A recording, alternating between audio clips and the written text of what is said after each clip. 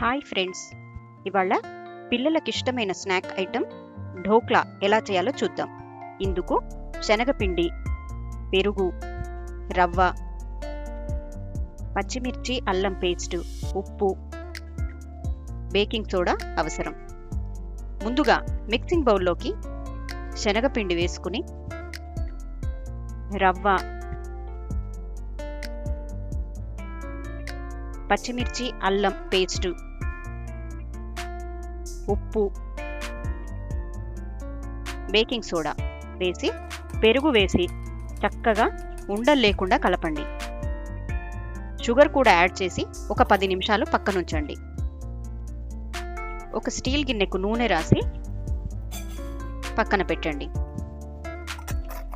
Stove మీద ఒక వెడల్పాటి గిన్నె తీసుకుని కొన్ని నీళ్లు పోయండి.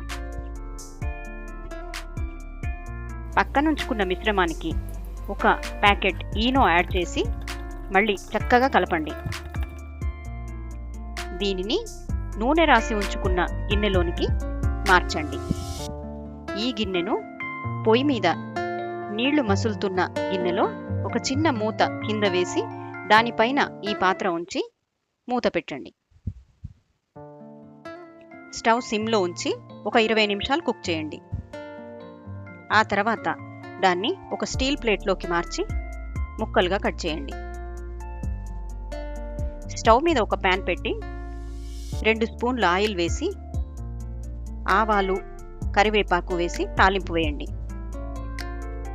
దానికి నీళ్లు యాడ్ చేసి 4 స్పూన్ల పంచదార యాడ్ చేయండి. అది కరిగే వరకు మసలనివ్వండి.